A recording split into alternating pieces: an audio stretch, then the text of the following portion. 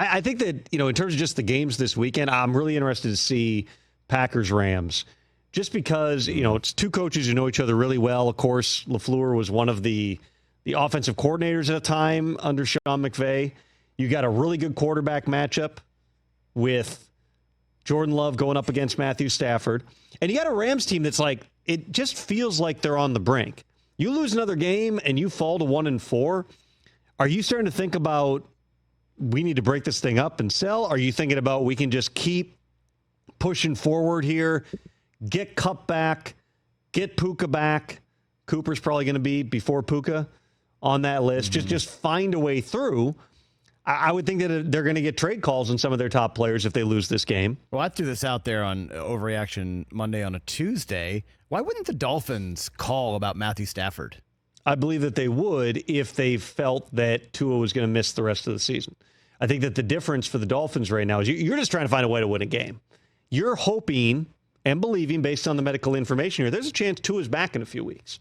There's not, to this point that I'm aware of, any doctor who's told him you're not going to play. You can't come back. Dr. Alan Sills, the NFL's chief medical officer, is on a media conference call during our show, so I wasn't on it, but I saw the tweets of quotes from him in which he was saying, like, we believe in patient autonomy. There's nothing for the NFL to get involved with. If a player passes through the protocols, the doctor says he's good to go, it's not the league's place to stop him, which makes sense. The NFL's never stepped in and kept somebody off the field.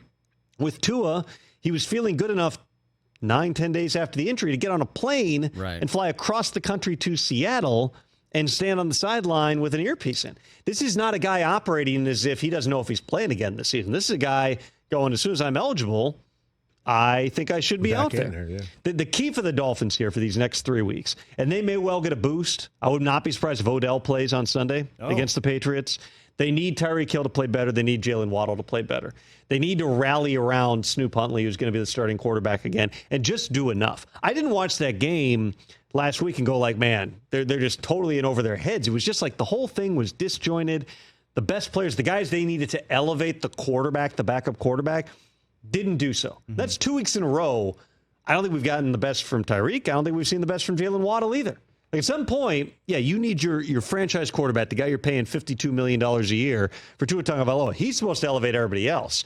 If you're onto your third quarterback right now, which the Dolphins are, you need the other guys you're paying a lot of money to elevate that quarterback.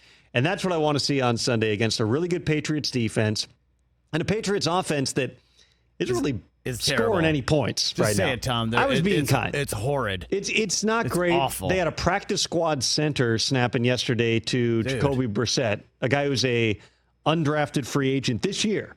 And that may, depending on their backup center status, a player who I, quite frankly, don't even know his name, but he was limited in practice. He had the practice squad guy snapping the ball. Yeah, you're hoping this is a week your defense is going to make plays, and the defense for Miami seems to be playing better and better. They had one big bust last week, but Anthony Weaver's done a pretty good job with all their injuries. Remember, Jalen Phillips now is out for the season after he hurt his knee. You're hoping this is a week where maybe your defense makes a play or two and helps them out too. Everybody else, look at what the Packers formula was with Malik Willis. Matt LaFleur, the first week Malik Willis had to start, which was week 2 of the season. He had been on the team for like 2-3 weeks. At that point, he spent the week pumping up the backup quarterback, Malik Willis. And then Saturday night, I was told before the game, Matt LaFleur got in front of the team and just said, Malik, everyone in this room has your bleeping back. And it was all about complimentary football. It was the defense has to make a play. The special teams has to make a play. Everyone else on offense has to make a play. He challenged everybody. We all need to step our games up. Not because we don't have faith in Malik, because we may not be able to win the same way that we've been winning before.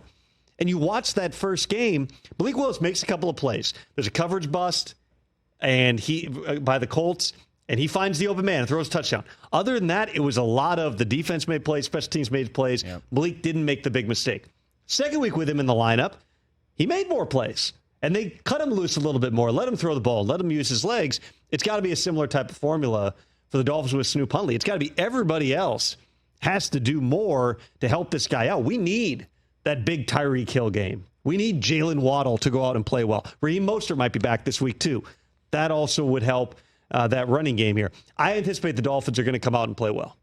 Not big on prognosticating things, especially with games. The Patriots are, again, a really good defense here. I think the Dolphins come out and play well, because this is very much a game where if you lose to this Patriots team, even on the road, you are 1-4, and Tua can't get here fast enough. And at that point, you're kind of out of options. Could they somewhere down the road go after another quarterback? Not if they lose all these games. Not if they don't win a game before Tua gets back. It doesn't even make sense. You're not trading for Matthew Stafford to start 2 games for you. Catch the Rich Eisen Show every single day on the Roku Channel, 12 to 3 Eastern, for free.